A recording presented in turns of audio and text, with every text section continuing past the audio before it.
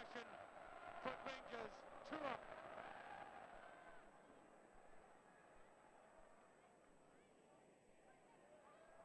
Nicol. Ferguson. Try and find Cooper, and he does. Little bend to the ball. Cooper.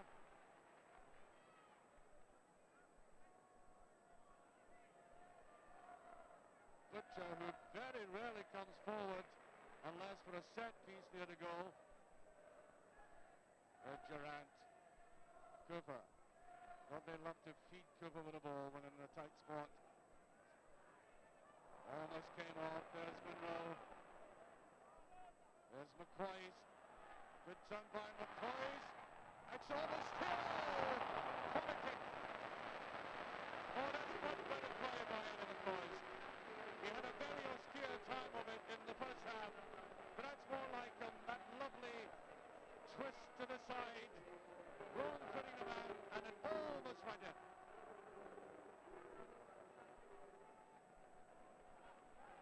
Well, you can't fault young Joe Tortolano in this game. He's been excellent throughout for Hibs. Just 1 or 2 lapses, which meant so much to Rangers. Well exploited.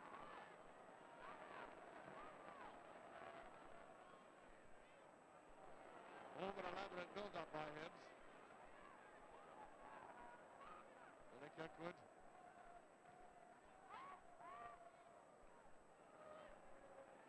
Willie Urban. Jimmy Nicol with Willie Urban. Nichols defensively has had a very good game. Some of his crosses in attack have been letting him down a little, but he'll get that sorted out, I'm sure. Now Bobby Smith. One neat flick on. Fleck. And up and under. And again McPherson, who's had a very, very good game for Rangers. I heard Terry Butcher saying that it's not he who's holding the Rangers defence together, giving credit to the youngster beside him. Now Dougie Bell. McCoist is onside. There's the cross. And the crack into it. Durant. Bell. 3-0. It had to come. A nice little dab out there to Adam McCoist. That beautiful cross went flat. Eventually got back. And there was Dougie Bell to hammer it in. Emphatically 3-0.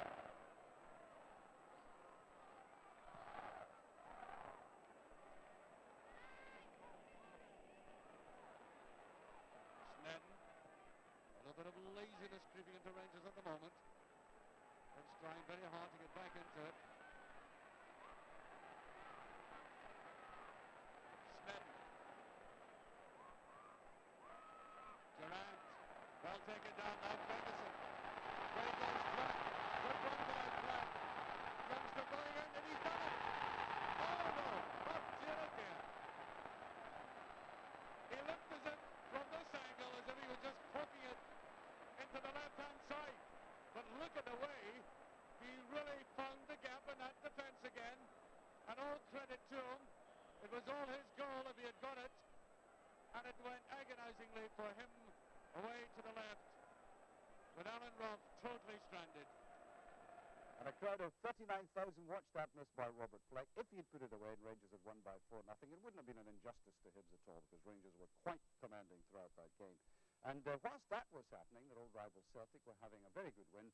Aberdeen scoring 3 goals in the second half. Morris Johnson got a couple, and McClare got the other one, which means the 2 strikers there have scored 27 goals between them this season. That really is very good form indeed. And with Dundee United losing to Aberdeen at Pittodrie, I'm sure Ali Ferguson's glad of that result. It means that Celtic have gone to the top of the league, Dundee United in second place, and Rangers, a result of the form, not just today, but from the start of the season, are now in third place. Now I wonder if that gives any satisfaction to the player-manager, Graham Souness. I'm sure, Graham, you'd like to be at the top, but it's not bad considering the start you had. It's a long way to go.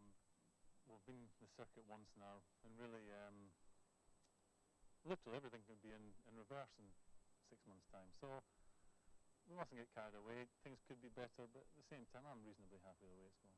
When you look back to that very first game and you had the unpleasantness and so on, and you put that well behind you, could I suggest to you that it might, in a funny way, have been a blessing in disguise? Well, ask me at the end of the season and I'll answer that one. But possibly it could be. I think we all learned from that. I certainly learned from it. It proves that in football you never stop learning. Bob Paisley used to say this all the time at Liverpool, and he's far wiser and a lot older than I am. And he would always say, you never stop learning. Every game you watch, you're learning something different. Would you say that you have brought consciously a Liverpool model to Ibrox? Well, I have to keep nipping myself and saying, don't harp on about Liverpool when I'm talking to the lads. But not a bad model, though. No, because at the same time they are the best and have been the best for a long time. So there's a lot of the stuff that I would like us to be doing here that is the Liverpool way, but not all of it. I have my own ideas about certain things. But at the same time, I mean, we're not in the same league as Liverpool yet. But that's what we're aiming for. Well, that's an interesting thing you say that, because a lot of people would say you cannot possibly buy success, but when you see a crowd like 39,000 here today, at least you can say it hasn't been a failure at this stage. Yeah, at this stage, but at the end of the day, I've been asked maybe 15 times in the last week, well, you know, how's it going? How would you say we're doing? And really, as I said, we've done the course once, we've played everybody once, we've played the Hibs twice now, and football, especially the league, is over, in this case, about 44 games. And there's so much to go. I mean, next week we could get beat by Falkirk, the Skull Cup coming up, we could get beaten then, and then we're back to square one. So, well, I think you're being modest, because, I mean, to be honest, the Rangers are looked to many people a transformed team. Now, what certain things have you worked on, Graham? What have you concentrated on? Football is and always will be about players, Archie. It's not what I say to them, or what I can do to them as a coach or a manager. It's about players, and it's about getting the players out there in the right frame of mind. But you must be delighted that some of the younger players are responding. I was delighted today with every one of my team. I thought they played ever so well today, especially when I went off. Well, I'm going to make something in there. Well, I'm going to make my man of the match, Derek Ferguson. I know Davy Cooper got it from the sponsors, but I like the way Ferguson, who had a shaky first half against it, none there for, but he came on to an excellent game today, stroked the ball well. I'm hoping that his best position will be where I play.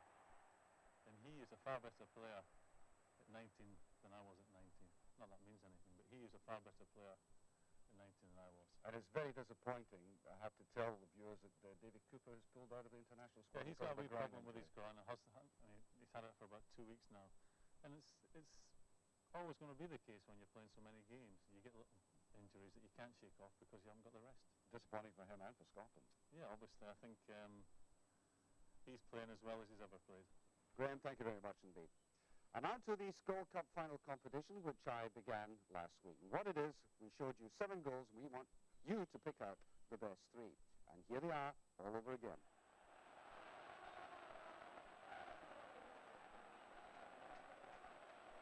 Cooper gives it up for the chance, and he's done it! A brilliant goal by Durant.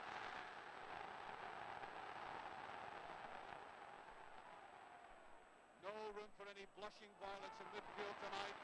Brilliantly taken down by Miller. Well, that's an inviting ball. It must be, yes! Corner coming in on the far side from this brilliant piece of play.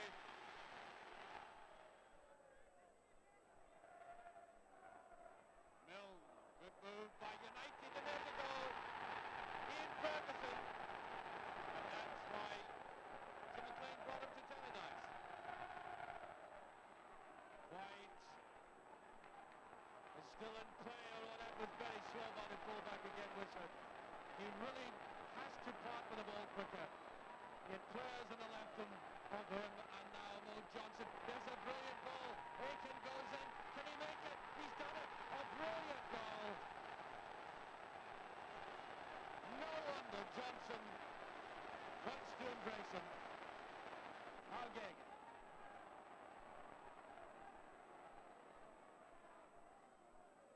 Looks towards that far side. There's a touch. It's a goal. It's the equaliser. Would you believe it? Paul Smith with only 2 minutes remaining.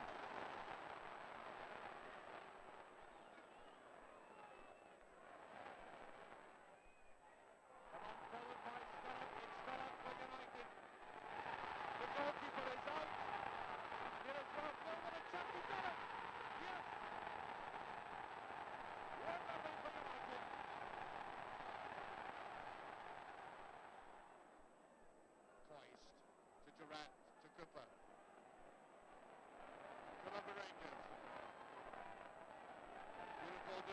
performance by Cooper. And it's in as a goal, the equaliser. Brilliant run by Cooper. Yes, some great goals there, and that's just to remind you of the scorers. Goal A, Ian Durrant. Goal B, Bobby Connor. Goal C, Ian Ferguson. Goal D, Roy Aitken. Goal E, Paul Smith. Goal F, Ralph Milne. And goal G, Davy Cooper.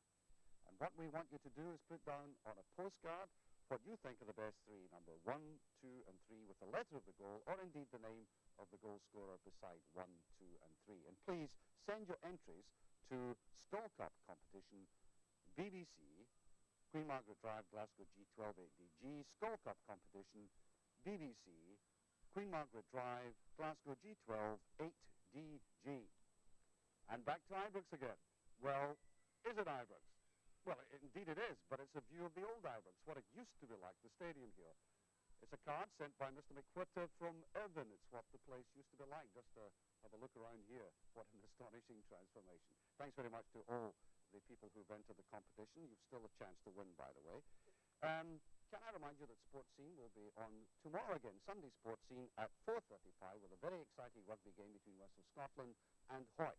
And very importantly, on BBC 2, next Wednesday at 3:20, the game, Republic of Ireland against Scotland in the European Championship. The whole game live. That's live from Lansdowne Park, Dublin, the very important European Championship game between Scotland and the Republic of Ireland, starting on BBC 2, let me emphasise, at 3:20. Hope you can join us then. Oh well, brings back memories, I'm sure, to a lot of people seeing this again, but from Mr. McWhitter's stadium of the past to Mr. Souness's stadium of the future. As I said, what a transformation. Good night.